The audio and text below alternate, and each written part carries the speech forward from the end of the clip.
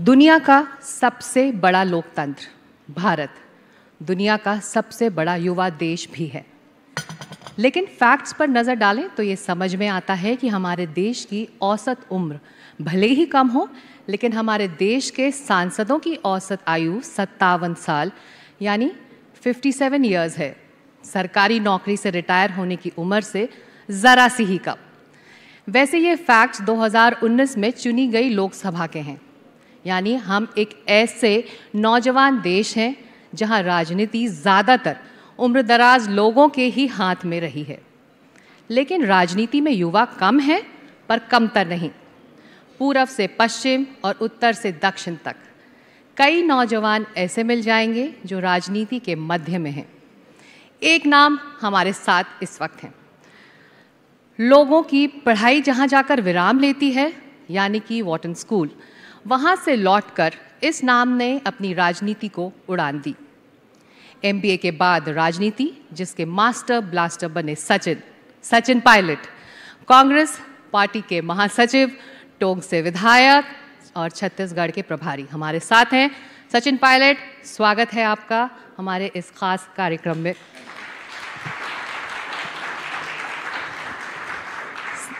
तो सचिन, मैं शुरुआत करूंगी आपकी ही कही गई कुछ लाइन से। एक शेर है जो आपने कुछ वक्त पहले किसी से कहा था, वो उसको मैं रिपीट करूंगी। उन्हें गुमान है कि मेरी उड़ान कुछ कम है, उन्हें गुमान है कि मेरी उड़ान कुछ कम है, मुझे यकीन है कि आसमान कुछ कम है। आपने अपना एक मुकाम सचिन पायलट हासिल किया है, फिर भी सचिन पायलट को आसमान कम क्यों पड़ रहा है? बहुत बहुत शुक्रिया मुझको यहाँ पर इनवाइट करने के लिए, और मैं आपको बधाई देता हूँ कि आपकी रिसर्च टीम बहुत बढ़िया है। आपने जो मैंने कहा उसको ढूंढ ढांड के आपने प्रस्तुत किया। मैंने एक सवाल मुझसे पूछा गया था राजनीति के संदर्भ में, और उस समय चुनावों की गर्माहट शुरू हो गई थी और बहुत से लोग बहुत सी बातें बोल रहे थे। तो मुझे लगा कि बजाय इसके कि मैं कुछ कठोर या कड़वे शब्दों का प्रयोग करूं, मैंने बड़े सरल तरीके से ये 2 लाइन बोली थी, और इसका ये मतलब था कि हर इंसान को अपने में विश्वास रखना चाहिए, और परिस्थिति कैसी भी हो, चैलेंज कैसा भी हो, लेकिन अगर आप कॉन्फिडेंट हैं अपने अंदर की ताकत को लेकर और अपने कमिटमेंट को लेकर, तो देर से ही दूर से ही लेकिन आप मंजिल को हासिल कर सकते हैं। और हम इस युवा कॉन्क्लेव में हैं। ऑडियंस जो एक युवा ऑडियंस है, हमारे जो दर्शक हैं, टीवी के दर्शक, वो भी आपको सुन रहे हैं। तो सांसद, केंद्रीय मंत्री, विधायक, डेप्यूटी CM, प्रदेश अध्यक्ष, महासचिव, MBA ग्रेजुएट, टेरिटोरियल आर्मी में कैप्टन, आपकी लिस्ट तो ख़त्म ही नहीं हो रही। और कुछ जोड़ना बाकी है अभी इसमें? नहीं, आप देखिए इतना सारा कुछ आपने पढ़ के सुनाया। आपका कहीं ये इरादा तो नहीं है कि आपको लगता है कि मुझे रिटायर हो जाना चाहिए, बहुत कुछ कर लिया? नहीं, बिल्कुल नहीं। आप एक प्रेरणा स्रोत हैं, आप मोटिवेट करेंगे हमारे ऑडियंस को और हमारे दर्शकों को भी सचिन। तो जो बात मैंने शुरुआत में की थी कि हम नौजवान देश हैं और 26-27 साल हमारी औसत उम्र है हमारे देश की, लेकिन जो हमारे नेता हैं उनकी जो औसत उम्र है या फिर सांसदों की जो औसत उम्र है वो प्रोपोर्शनेट बिल्कुल नहीं है। तो आप जैसे कुछ चुनिंदा नामों को छोड़ दें तो ये प्रोपोर्शन गड़बड़ा जाता है। तो मेरे पास एक आंकड़ा है, 2019 में चुनावों के आंकड़े बता रहे हैं कि बीजेपी और कांग्रेस पार्टी ने जो उम्मीदवार जो उतारे थे, जिनकी उम्र 46 से 75 के उम्र के बीच में थी, वो उम्मीदवार सांसद बनकर पहुँचे। लेकिन जो 25 से 45 साल के उम्मीदवार थे दोनों ही पार्टियों के, वो चुनाव नहीं जीत पाए या सांसद नहीं बन पाए। तो ऐसा क्यों हो रहा है? ये इस देश की चुनावी हकीकत है, और आप बिल्कुल सही कह रहे हैं कि जब चुनावी रण में उतरना होता है तो हर पॉलिटिकल पार्टी ये देखती है कि कौन सा व्यक्ति चुनाव जीत सकता है।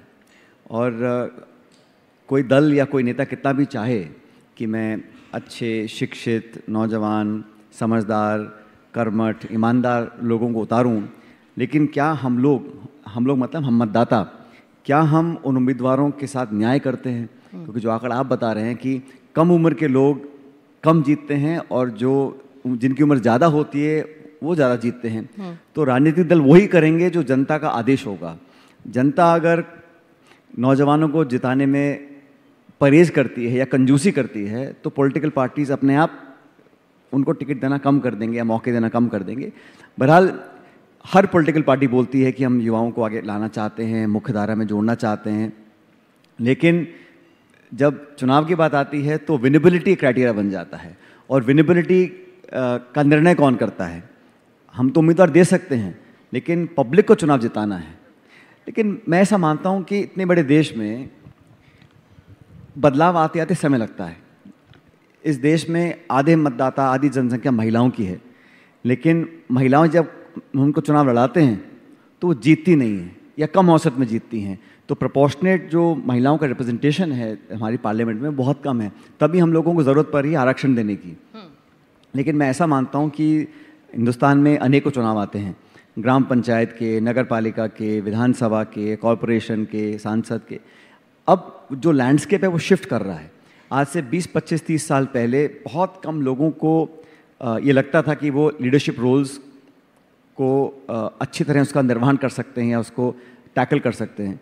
लेकिन अब मैं देखता हूँ कि जो छात्र राजनीति में लोग हैं, जो स्टूडेंट पॉलिटिक्स में हैं, वो बहुत आसानी से मेन स्ट्रीम पॉलिटिक्स में आ रहे हैं और वो कामयाब भी हो रहे हैं। देखो, चुनाव जीत जाना सिर्फ अंत नहीं है, चुनाव जीतना शुरुआत है। चुनाव जीतने के बाद आप अपने काम से, अपनी वाणी से, अपने कार्यकुशलता से, अपने हार्डवर्क से लोगों का मन जीत पाते हैं कि नहीं जीत पाते हैं। क्या आप दोबारा चुनाव जीते हैं? और सिकता जी, एक बार चुनाव जीतना तो आसान है, चैलेंज होता है सेकंड टाइम चुनाव जीतना। बिल्कुल। और अगर एक यंग व्यक्ति चुनाव लड़ता है तो उसको मालूम है कि कई बार मुझे चुनाव लड़ना है, तो उसके स्टेक्स ज़्यादा होते हैं, उसका कमिटमेंट ज़्यादा होता है, उसका हार्ड वर्क, मेहनत करने की क्षमता ज़्यादा होती है। इसलिए यंग लोगों को प्लेटफॉर्म अगर हम देंगे, अपॉर्चुनिटी देंगे, उन पर विश्वास रखेंगे, तो वो लॉन्ग टर्म में समाज को, देश को हर तरह से ज़्यादा योगदान दे सकते हैं। और ये बात सिर्फ मैं हिंदुस्तान की नहीं कर रहा हूँ, दुनिया के हर मुल्क में जहाँ डेमोक्रेसी है वहाँ यंग लोगों को आप अगर कुछ आगे बढ़ने का मौका देते हैं तो चैरिटी नहीं है, कोई एहसान नहीं है, सिर्फ एक इक्वल लेवल प्लेइंग फील्ड, एक अपॉर्चुनिटी और एक उनको मोटिवेशन हम देते हैं तो बहुत कुछ कर सकते हैं। और ये बात सिर्फ राजनीतिक सीमित नहीं है, ये हर चीज़ में लागू है, कॉर्पोरेट वर्ल्ड में, आर्ट्स वर्ल्ड में, पत्रकारिता में। लेकिन बदलाव आ रहा है। आजकल आप देखिए जो ग्लोबल टॉप कंपनीज़ हैं, उनके जो CEOs हैं, जो MDs हैं, उनकी औसत उम्र क्या है। जो बड़ी बड़ी NGOs हैं और बहुत सारे, अब खेलों में देखिए आप, अगर यंग टैलेंट को हम नर्चर नहीं करेंगे, तो अगर हम हर क्षेत्र में यंग टैलेंट को नर्चर करने की बात करते हैं तो राजनीति सबसे इम्पोर्टेंट क्षेत्र है। देश की दिशा तय करने का जो प्लेटफॉर्म राजनीति में है और कहीं नहीं हो सकता। तो हम सबका सामूहिक एक एफर्ट होना चाहिए कि यंग लोगों को हम मोटिवेट करें और उनको सिर्फ आप खुद एक उदाहरण रहे हैं। आपने शुरुआत अब बहुत कम उम्र में राजनीति की दुनिया में की, लेकिन उस तरह का मोटिवेशन बाकी यंगस्टर्स में, बाकी युवा में दिखाई क्यों नहीं देता है? उसका मुझे खामियाजा उठाना पड़ा है। जो आपने मुझे लंबी फरिद सुनाई है ना, आपने ये भी कर लिया, ये भी कर लिया, ये भी कर लिया, लोग सोचते हैं भाई इतना कुछ कर लिया, अब औरों को मौका मिलना चाहिए। एंड मैं बताता हूँ, मैंने अपने जीवन में क्योंकि मुझे बहुत जल्दी ये मौका मिल गया था, मैं 26 साल की उम्र में संसद पहुंच गया। अब मैं जब सांसद बन गया और मैंने काम करना शुरू किया अपने क्षेत्र में, अपने प्रदेश में, अपनी पार्टी में, तो मैं हर जगह कोशिश करी कि मैं अपने एक्सपीरियंस का उसको शेयर लोगों से करूं, कहाँ मुझे सफलता मिली, कहाँ मैं असफल रहा। और कोई यंग लड़का लड़की अगर राजनीति में आना चाहता है तो उसको हैंड होल्ड करके उसको प्रोत्साहन देना मेरी जिम्मेदारी है। क्योंकि अगर कम उम्र में मुझे मौका मिला है और मैं औरों का रास्ता रोकूंगा तो मैं न्याय नहीं कर रहा हूँ। और हमारे प्रोफेशन में अनफॉर्चुनेटली बात यह है कि जो जिस पद पे पहुँच जाता है फिर वो चिपक के बैठ जाता है और वो किसी को आने नहीं आगे देता है। ये एक पॉलिटिक्स की एक कमी मैं बताऊंगा। लेकिन अगर व्यक्ति को अपने अंदर कॉन्फिडेंस है और वो असुरक्षित नहीं है तो यंग लोगों को वो आने का मौका देना चाहिए। मैंने हर जगह कोशिश की है, मेरी पार्टी में, राजस्थान में, देश में, यंग लोगों को आप मौका दीजिए। उनको आप अगर आप आधे मन से नहीं पूरे मन से मौका देंगे तो वो शाइन करेंगे, वो परफॉर्म करेंगे, वो डिलीवर करेंगे। ये मेरा अपना खुद का एक्सपीरियंस है। पर सचिन, इस वक्त की आज की राजनीतिक दुनिया की एक हकीकत ये भी है कि जब एक युवा महिला उम्मीदवार को बीजेपी हिमाचल के मंडी कॉन्स्टिट्यूंसी से उतारती है, तो कंगना रनौत की हम बात कर रहे हैं, तो उसको लेकर एक अलग ही डिस्कोर्स, चर्चा, बातें होने लगी हैं। जाहिर तौर पर अगर इस तरह की बातें होंगी तो कैसे युवा जुड़ेंगे, क्योंकि उनको हकीकत समझ में आएगी राजनीति के स्तर की, और ये आपकी पार्टी की तरफ से ही, आपकी पार्टी के प्रवक्ता की तरफ से ही सामने आया ये स्पष्ट करना चाहता हूँ कि राजनीति में किसी के प्रति किसी भी व्यक्ति, नेता, दल को अशोभनीय टिप्पणी नहीं करनी चाहिए, चाहे वो किसी भी दल का व्यक्ति हो। लेकिन जहाँ तक आप जिस वाक्य की बात कर रही हैं, उसका स्पष्टीकरण हमारी पार्टी ने दिया है, कैसे वो आया, कैसे वो कंट्रोवर्सी बन गई, उसका पूरा सफाई उसकी हम प्रवक्ता दे चुके हैं। लेकिन अगर आप यंग हैं, इसका ये मतलब नहीं है कि आपको पॉलिटिकल चैलेंज नहीं मिलेगा। जब मैं चुनाव लड़ रहा था तो मेरी उम्र कम थी, इसका लिहाज थोड़ा ना किया जो बीजेपी का प्रत्याशी था, वो तो पूरी ताकत से चुनाव लड़े थे, बल्कि कहा अनुभव नहीं है, फलां के बैकग्राउंड के आते हैं, इनको क्या। तो राजनीति में अटैक भी पूरा होता है। जैसे आप क्रिकेट खेलते हैं, आप बैटिंग करने पहुंच गए, ओपनिंग बैट्समैन हैं, आपकी उम्र 18 साल की है, तो यहाँ जो फास्ट बॉलर आ रहा है वो थोड़ा आपको लूज बॉल डालेगा क्योंकि आपकी उम्र कम है। टेस्ट मैच होता है, राजनीति होती है। तो हम लोगों को भी समझना पड़ेगा कि अगर विरोध होगा, हालांकि मैंने शुरू में कहा अशोभनीय, अनपार्लियामेंट्री और अनडिग्निफाइड कमेंट्स बोलने की कोई स्पेस राजनीति में नहीं होनी चाहिए। लेकिन सैद्धांतिक पॉलिटिकल अटैक तो होंगे, तो उसका सामना करने का जिगरा भी हमको रखना पड़ेगा। पर सचिन, पार्टी की तरफ से इसको लेकर कोई बयान नहीं आया। हालांकि आपकी प्रवक्ता ने कहा कैसे ये बाहर आया वो उसकी जांच कर रही हैं, लेकिन पार्टी की तरफ से, कांग्रेस पार्टी की तरफ से, वो हमारी प्रवक्ता ही है भाई, वो कांग्रेस की प्रवक्ता है। पर वो तो खुद उनको अक्यूज किया जा रहा है कि आपके ट्विटर हैंडल से कैसे आया। कहा कि मैंने नहीं, मेरे हैंडल से डाला है, किसी और ने डाला है, उसने डिलीट कर दिया, उसका स्पष्टीकरण उन्होंने दिया।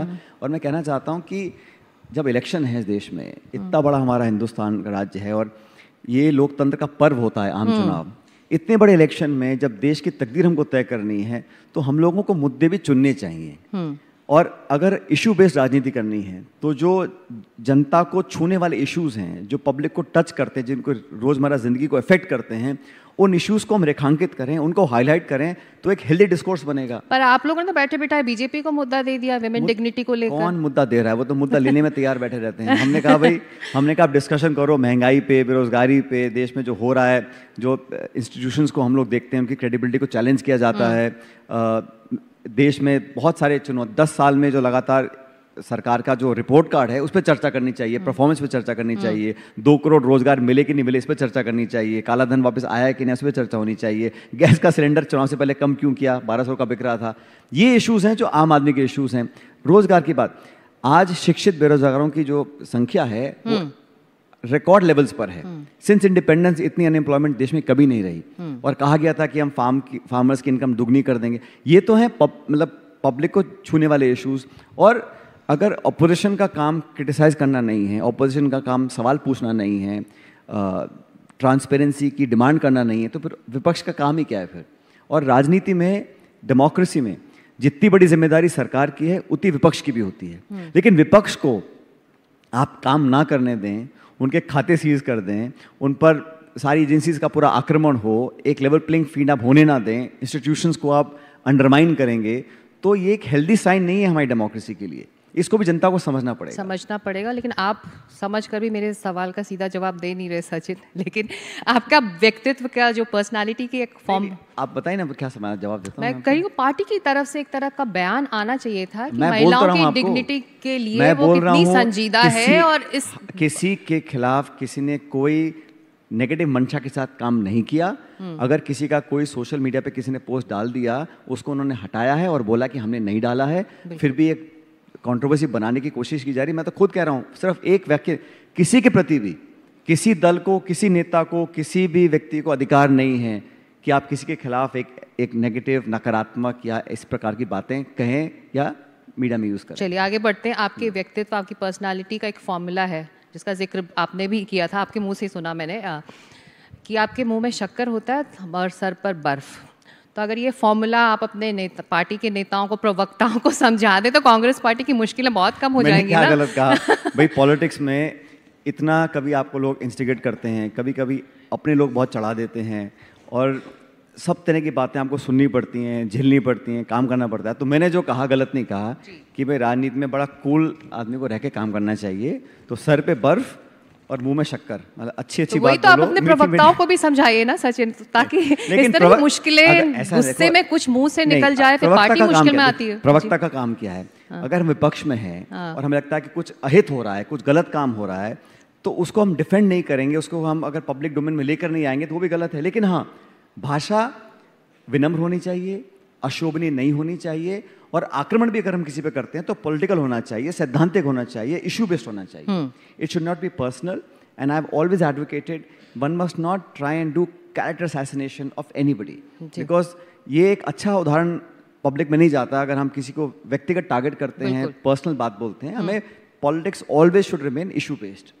तो पॉलिटिकल पंडित्स जो है वो ये कह रहे हैं कि कांग्रेस पार्टी को उन नामों को मैदान में उतारना चाहिए जो एक तरह से एक पॉलिटिकल नैरेटिव को बदलें जो इस वक्त यहाँ चल रही है, जिनमें आपका भी नाम है कि आपको भी मैदान में उतरना चाहिए। क्यों नहीं उतर रहे मैदान में, कि या फिर आगे ये नाम आ सकता है? आपको मालूम है चुनावी मैदान में हम सचिन पायलट को इस बार क्यों नहीं देख रहे हैं लोकसभा चुनाव में?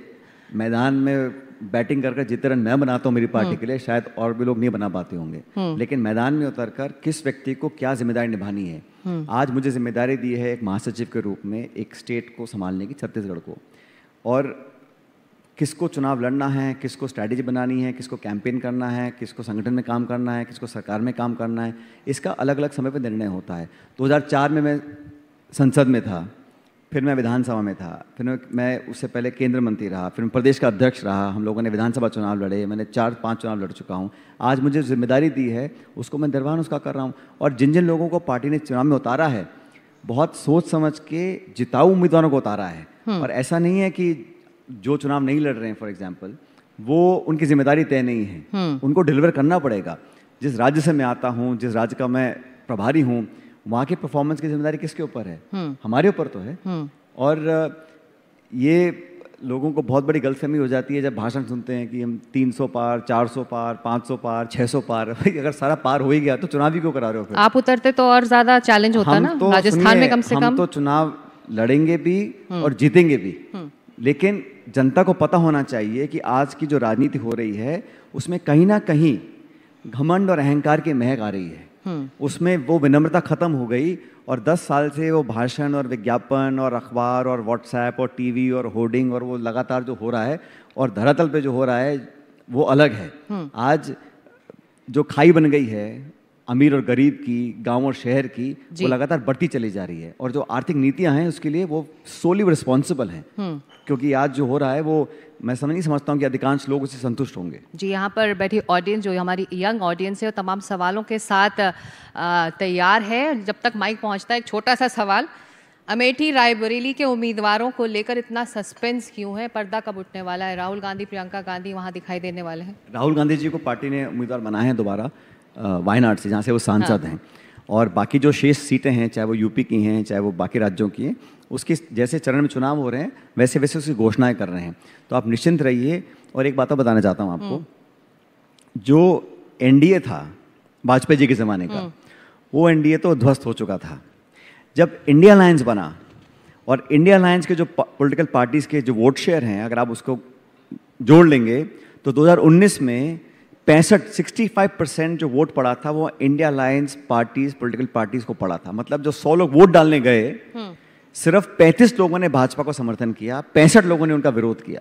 तो जब इंडिया अलायंस बन गया तब बीजेपी ने लगा कि अब कैसे कैसे दोबारा एनडीए को जिंदा करते हैं। तो फिर तोड़ फोड़, लोगों को लेना, कांग्रेस को, लोगों को अपने पास लाना। अगर इतना कॉन्फिडेंट बीजेपी है जितना आप सब लोग आप कहती हैं, तो फिर विपक्ष के लोगों को लेने की जरूरत ही क्या है?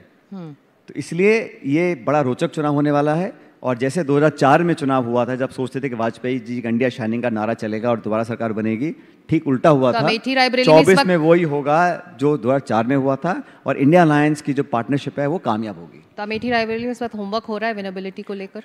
अरे भाई, वो हमेशा कांग्रेस की ट्रेडिशनल सीट्स नहीं हैं। हम लोग इस बार लास्ट टाइम नहीं जीते, उससे पहले जीतते आए, सन 52 से जीत रहे हैं चुनाव, फिर जीतेंगे चुनाव। तभी सस्पेंस है अभी इस वक्त। चलिए सवाल ले लेते हैं। जी पूछिए सवाल। Good evening, sir. I am Amrendra from Amity University, Noida, Uttar Pradesh. My question is the current electoral losses back to back, especially in your state, Rajasthan, is failure of Congress top leadership in putting the right leaders in right constituencies, or is there some external reason going on behind that back-to-back losses, especially in Rajasthan, sir? देखिए, राजस्थान में 2019 में चुनाव हुए थे, उस समय आप सभी जानते हैं देश में एक अलग तरह का माहौल बना हुआ था। हमारा एक बॉर्डर स्टेट है, तो वहाँ पे जो 2019 में जो एक एनवायरनमेंट बन गया था, उसके चलते एक अलग परिस्थिति बन गई थी। और हम लोग चुनाव में से एक भी सीट जीत नहीं पाए थे, डिस्पाइट कि हमारी सरकार 18 बन गई थी। लेकिन 24 में आज माहौल अलग है। अब 10 साल की रिपोर्ट कार्ड लोग देख रहे हैं, जवाब मांग रहे हैं, बदलाव मांग रहे हैं और एक अकाउंटेबिलिटी मांगते हैं। इसलिए मैं मानता हूं कि राजस्थान सहित जो बाकी राज्य हैं, जो हिंदी स्पीकिंग बेल्ट है, छत्तीसगढ़, मध्य प्रदेश, राजस्थान, हरियाणा, दिल्ली, यूपी, यहाँ पर हम लोग पहले से बहुत बेहतर परफॉर्म करेंगे। और इंडिया अलायंस में अलग अलग दलों की अपनी अहमियत है, लेकिन कांग्रेस क्योंकि एक लार्जेस्ट पार्टी है पैन इंडिया, भाजपा को चुनौती कांग्रेस पार्टी दे सकती है नेशनल लेवल, इसलिए हम लोगों की जिम्मेदारी ज़्यादा बनती है और हम लोग अच्छा परफॉर्म करेंगे इस बार इन सब हिंदी स्पीकिंग स्टेट्स के अंदर। जी, अगला सवाल जी पूछे। Hello sir, hi everyone. I'm Toshu Divakar from AAFT. Firstly sir, it's pleasure having you here. My question is, since this entire conclave is targeting the youth, so the very prominent, I would say, the prominent trend of today's era is to be someone who you are not, to be someone like you want to follow someone, you want to be someone else, but not you. So you have achieved a lot at a very young age. So what would you like to say to all those people? Because I think today's youth, it is not happy. It is somewhere, depressed just because they are not being someone, they're not being who they are. So how would you like to address this? First of all, thank you very much for your comments. Second of all, I am not that young anymore. I'm 20 years more than the average Indian age today, and I realize that. That's why even someone like me, I'm 46, but I still believe that even at my age, I have to start thinking ahead of how do I create space for the next generation. If I don't do that, then I'm not doing justice to those who gave me the opportunity. आप समझ रहे हैं? अगर मैं आज अपनी अगली पीढ़ी के बारे में नहीं सोच रहा हूँ, तो जिन्होंने मुझे मौका दिया था, मैं उनके साथ न्याय नहीं कर रहा हूँ. And time waits for no one. And I think हम लोग, आप जब यंग लोग हैं, आप मेरे से बहुत छोटे उम्र में, but the amount of talent, information, exposure, confidence, देखिए 70-80 के दशक में जो लोग साइंटिस्ट थे, डॉक्टर्स, इंजीनियर्स थे, लोग कहते थे कोई नासा में काम कर रहा है, कोई अमेरिका में जाके बड़ा रिसर्च कर रहा है, उनके बड़े नाम हो जाते थे. But Indians who were working across the world made names for themselves in research and science and so on and so forth.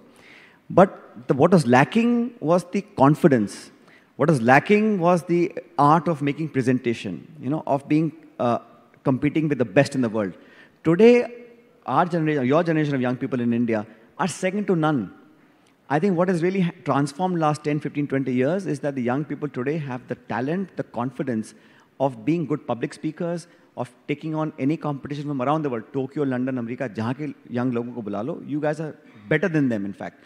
तो इसलिए one has to believe in themselves. You don't have to follow anyone. देखिए, I don't agree with this कि आप एक उसको follow करेंगे, वो मेरा idol, ऐसा नहीं है. हर profession में कुछ लोग अच्छा perform करते हैं, कुछ लोगों को किसी की कोई बात अच्छी होती है, और हर इंसान में गुण भी है, अवगुण भी है. It depends on you, what your heart tells you, who you should emulate and try and follow those principles and footsteps. But ultimately, you have to be true to yourself. All of us are different people. We all have different things to offer. You have to recognize who you are, believe in yourself and follow your dreams. देखो, ultimately इंसान को जीवन में खुश रहना पड़ता है. खुश रहने के लिए आप वो करो जिसमें आपका मन लगता है. आप जबरदस्ती राजनीति करो, पत्रकारिता करो, अकाउंटेंट बनो, डॉक्टर, लॉयर बनो, आपका मन ही नहीं है. And why is someone successful? Because he or she enjoys what they do. If you don't like what you do, you will be average. You will be above average, but you will not excel. To excel, you have to say that this is my calling. I'm on this earth for this reason. और फिर पूरी ताकत के साथ लग जाओ काम में. आज नहीं तो कल आपको कामयाबी मिलेगी मिलेगी. That's my belief, and I've seen this in my own life also. भले ही आप माने ना माने, लेकिन आप राजनीति की दुनिया के यूथ आइकन हैं. भले ही आप देश की औसत उम्र से आप ज्यादा अपने आप को मान रहे हैं और उम्र दराज मान रहे हैं, लेकिन आपको मालूम नहीं है जी, मैं 35 साल की उम्र में पेंशनर बन गया था. मैं 35 साल की उम्र में मुझे पेंशन मिलनी शुरू हो गई थी, क्योंकि मैं उस टाइम मंत्री नहीं रहा था, सांसद नहीं रहा था. तो आप जो कह रहे हैं ना, बहुत जल्दी सब कुछ चालू हो गया, मैं आपसे बिल्कुल सहमत हूँ. क्योंकि 35 साल में अगर आप पेंशन लेना शुरू कर रहे हैं, that means you've done your bit. हमने अपने दर्शकों से ट्विटर पर भी आपके लिए सचिन सवाल मंगवाए थे, तो बहुत सारे सवाल आपके लिए आ रहे हैं, तो कुछ मैं यहाँ से पूछ लेती हूँ. शुभ जोशी हैं, वो पूछ रहे हैं कि as a young leader how do you perceive the role of youth in shaping the future of India, particularly in the political landscape. I think it's inevitable. The role and how this country will shape itself in policy making, in politics, in societal influences, young people have a predominant space already. It'll only get more and more, I think, larger, the role that they play. But I think young people also have to understand that mere self-fulfillment of professional qualification कि मेरे को अपने लिए करना है, मुझे इतना पैसा कमाना है या मुझे कुछ prove करना है. As one gets older in life, from college to postgraduate to first job, second job, you understand that there is a lot more to life than pure self-satisfaction. That's very important. तो कोई अगर political leader बनना चाहता है as a professional, उसके लिए क्या ज़रूरी ह्यूमन ट्रेड्स होने चाहिए और क्या क्वालिफिकेशन होने चाहिए? बहुत सोच समझ के जाना चाहिए, बिकॉज राजनीति क्या है, बड़ा एक अनरिलायबल प्रोफेशन है. क्योंकि जैसे आप किसी प्रोफेशन में काम करेंगे तो आपकी काबिलियत, आपकी मेहनत, आपके परफॉर्मेंस पे उसको जज किया जाएगा and you will be demoted promoted according to how you perform mostly. राजनीति में क्या है, बहुत सारी चीज़ें आपके हाथ में नहीं है. आप मेहनत भी कर रहे हैं, आप ईमानदारी से काम भी कर रहे हैं, आपने सब कुछ कर दिया, फिर भी there are influences larger than you. So one has to be ready to face the fact that there are things beyond your control and you have to learn to roll with the punches. And समय कभी एक साथ रहता ही नहीं है. And मैं हमेशा बोलता हूँ, and I think this is important for people in government to understand, what goes up must come down. And today's opposition is tomorrow's government. So one has to work with that positivity. Therefore, अगर आपको राजनीति करनी है, then you have to really believe that this is what you're here for, and आपको जिस ideology में आपका belief है, किसी में भी हो, मैं किसी पार्टी की बात नहीं करूँगा, जिस आइडियोलॉजी में आपको मैक्सिमम कंफर्ट लगता है उसमें फिर जी जान से लग जाना चाहिए. But don't expect quick returns. राजनीति में घुस कर आपको लगे कि मैं बस सफलता की सब सीढ़ी आज ही लांग लूंगा, ऐसा बड़ा. और मुझे आपका फॉर्मूला बहुत सही लगा, मुंह में शक्कर सर पर बर्फ. ये फॉर्मूला हर किसी को हर फील्ड में अपना चाहिए. एक आखिरी सवाल, फिर हम ये वाइंड अप करेंगे session. Ji. Good evening, sir. My name is Mukund Beriwal. I'm from Modern School, Barakhamba Road. I'm in class 12. So the India Alliance still hasn't announced their prime ministerial candidate for the 2024 Lok Sabha elections.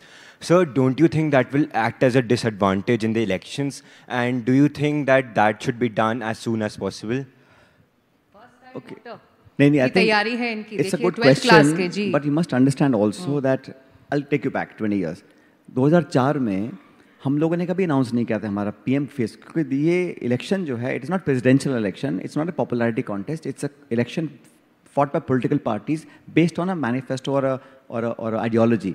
जनता जिसको चुन के भेजती है उस दल को, फिर दल नेता इलेक्ट करता है. अब जो इनकम्बेंट है वो हो सकता है पीएम फेस हो, जैसे मनमोहन सिंह हमारे पीएम 2009 में थे, he became automatic the PM face. विपक्ष ने निर्णय लिया है कि हम बहुत सारे दल हैं, सब बराबर के सम्मानित नेता हैं, हम किसी को ऊपर नीचे नहीं करेंगे, पहले हम चुनाव लड़ते हैं, एकजुटता दिखाते हैं. Once we get people's mandate, then we'll sit and decide किसको क्या पद चाहिए. और पद के लिए कोई झगड़ा नहीं कर रहा है. इंडिया अलायंस में जो लोग हैं वो अपने अपने राज्यों में जो एनडीए की पार्टी से उनको हराकर जीतना चाहते हैं. जीतने के बाद आम सहमति से जिसको भी पद मिलना है मिल जाएगा. जी. और इस सेशन को अब वाइंड अप करने का वक्त आ गया है. वक्त इतना ही था, बहुत सारे सवाल हैं, मैं जानती हूँ. आप सचिन पायलट से उनके ट्विटर हैंडल से जुड़ सकते हैं. सचिन, ये सवाल पूछ सकते हैं आप. हाँ, please, any time you can ask any question. आप ट्वीट कर भी सचिन से अपने जवाब मांग सकते हैं. वक्त इतना ही था, लेकिन इस सेशन को वाइंड अप करने से पहले मुझे पता है आप बहुत सपोर्टिंग हैं, इसलिए आपके लिए मैंने एक रैपिड फायर तैयार किया है. 2 ऑप्शंस, उसमें से आपको एक चूज करना है. इजी है. यस नो करना है क्या? नहीं, उसमें जो मैं 2 ऑप्शन दूंगी उसमें से आपको एक जवाब देना. I have the right to say pass. ये आप याद रखना. चलिए शुरू करते हैं सचिन पायलट के साथ रैपिड फायर. भारत या इंडिया? सॉरी, भारत या इंडिया? भारत. दिल्ली या जयपुर? जयपुर. फिटनेस के लिए पदयात्रा या जिम में वर्कआउट करना? दोनों कर सकते हैं. दाल बाटी चूरमा या राजमा चावल? दाल बाटी. दाल बाटी. राजमा चावल भी आपका फेवरेट है? नहीं है, सेकंड फेवरेट. ओके. क्रिकेट या फुटबॉल? क्रिकेट. हिंदी फिल्म्स या Hollywood films? Hindi films. Kurta pyjama या डेनिम शर्ट? दिल्ली यूनिवर्सिटी या वॉटन स्कूल? टफ.